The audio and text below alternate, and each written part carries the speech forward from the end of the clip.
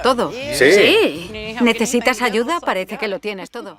The saga of Amy and Tammy Slayton has always been a story that television could only partially capture, because while the cameras rolled for TLC's 1,000-pound sisters and millions of viewers tuned in to watch two siblings struggle with weight, health, and the pursuit of something resembling normalcy under the glare of fame, the truth is that what unfolded off-camera often rivaled or even eclipsed the dramatics of what made it to air, and nowhere is that clearer than in the shocking eruption of the property battle that now pits sister against sister in a way that even the most imaginative producer could not script, a legal war that began quietly with whispers of signatures and transfers but exploded into betrayal, heartbreak, and accusations that have left the family splintered, fans divided, and the public enthralled by a scandal that is as much about money and power as it is about love, loyalty, and the devastating cracks that fame carves into once solid family bonds. The Slayton sisters were never strangers to conflict, their banter on screen often laced with the sharp edges of frustration, their love always underscored by a tension born of shared struggle and clashing personalities. But insiders say the feud that now rages between them did not come from nowhere. It had been simmering for years, hidden beneath edited smiles and the illusion of unity presented to fans, a slow burn that finally found its spark in a piece of property that Tammy considered hers. A sanctuary, an investment, a promise of stability in a life where chaos too often reigned. According to whispers that grew louder as documents surfaced, Amy allegedly had the property transferred into her name without Tammy's knowledge or consent, a maneuver that some close to the family describe as protective, others as predatory, but all agree was the match that ignited a firestorm, because when Tammy stumbled across the truth while combing through records for what she thought would be simple personal planning, the realization that her own sister had effectively taken her home from under her shattered whatever fragile trust remained between them. To outsiders, it may appear as just another squabble over assets, but for Tammy it cut to the core, because this was not just about bricks and mortar, about deeds and valuations, it was about memory and meaning, about a place tied to her sense of identity and her hopes for a future beyond the glare of the spotlight. And to see Amy's name where hers should have been felt like the ultimate betrayal, a theft not just of property but of dignity and sisterhood itself. Reports say Tammy's first reaction was disbelief, then heartbreak, and then fury, and soon after came the decision that stunned even insiders who thought they had seen every flavor of Slayton drama, Tammy filing suit against Amy, not just demanding the return of the property but also claiming damages for the emotional and financial harm she believes the betrayal caused, a lawsuit that instantly tore open the private wounds of their relationship and displayed them for the world to dissect. The amount at stake is said to be nearly $500,000, a sum that only inflames the drama further, because it turns the feud into a battle not only over feelings but over real fortune, and when money and family collide under the public eye, the fallout is rarely clean or quiet. Already, social media has erupted, fans splintering into camps, some defending Amy as the sister who always tried to hold things together, arguing that she likely acted out of concern during Tammy's turbulent times in rehab and health recovery, perhaps believing she was shielding her sister's interests from mismanagement, while others championed Tammy, pointing out that protection without consent is no protection at all, framing Amy's actions as a cold power grab, a calculated move to strip Tammy of autonomy and ownership in the moment when she was most vulnerable. The truth, of course, lies somewhere tangled between those narratives, but in the realm of dramatized storytelling, perception matters more than precision, and the perception now is of two sisters who once stood united before the cameras now locked in a bitter war that could destroy them both. Behind the scenes, insiders describe the emotional toll as catastrophic, saying that Tammy feels gutted not just financially but spiritually, as though her identity has been ripped from her, while Amy, though outwardly composed, is said to be crumbling under the weight of public scorn and private guilt, torn between justifying her actions and fearing that she has indeed crossed a line that can never be uncrossed. Amy Slayton's story was supposed to be the kind of uplifting reality television arc that networks like TLC thrived on, a narrative that began in hardship and ended in triumph, a woman who would defy the odds, overcome obesity, achieve her dreams of motherhood, and inspire viewers all around the world with her humor, resilience, and relatability. When she and her sister Tammy were introduced to audiences on 1,000-Pound Sisters, no one could have predicted just how quickly the two Kentucky siblings would become household names, sparking endless conversations, memes, and debates about their health, their choices, and their messy yet undeniably human family dynamics. At first Amy seemed to embody everything the audience wanted from such a show. She was funny in a self-deprecating way, she was willing to show vulnerability, and she was deeply relatable as a woman who struggled but also carried an unmistakable desire to do better for herself. Her early storyline focused on her dream of having children, her marriage to Michael Holterman, and her desperate attempts to prove to herself and the world that she could not only lose weight but also create the stable family she never had growing up. When she underwent gastric bypass surgery and began to shed pounds, fans erupted in cheers across social media. When she revealed she was pregnant, viewers treated it as if it were their personal victory too, because for so long Amy had been cast as the one with the potential to succeed, the sister who might actually rise from the ashes of poverty and obesity and create a better future. On screen, Amy was thriving, and for a moment, it really did seem like the fairy tale was going to come true.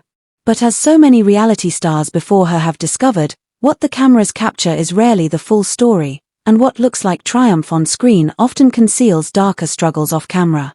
While Tammy was painted as the stubborn, angry, and resistant sister, the one viewers criticized for refusing to change, for yelling at her family, for lashing out at doctors, Amy was quietly slipping into her own patterns of destruction.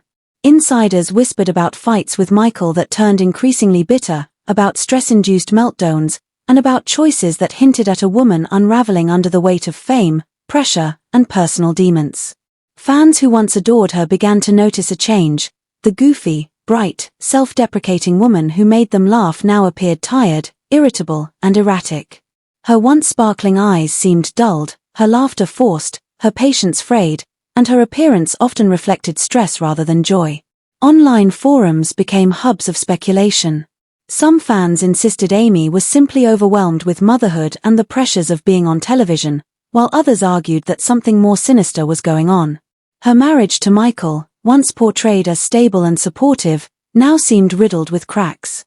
The custody battles that would come later were foreshadowed by subtle tension on screen. Arguments about chores, money, and Amy's priorities leaked through even when TLC's editing tried to emphasize lighter, comedic tones. Viewers who had rooted for her began to whisper among themselves in comment sections and fan groups that Amy was changing, and not in the way they had hoped. The turning point came when rumors of drug use began circulating online, tied not only to Amy herself but also to her new relationship with Brian LaVaughn after her marriage to Michael collapsed. Sisters, and even fewer could have imagined just how far she would eventually fall, for when the camera's first few could have predicted just how far Amy Slayton would rise when she first appeared on TLC's 1,000-pound turned toward her life in Dixon, Kentucky, she was not a celebrity but a struggling woman weighed down by poverty, obesity, and the constraints of small-town life, yet also someone who seemed to shine with humor, self-deprecation, and a relatability that quickly made her a fan favorite. Alongside her sister Tammy, Amy gave the world a raw look into their shared reality, where health problems collided with financial instability and family drama unfolded unfiltered in front of the cameras.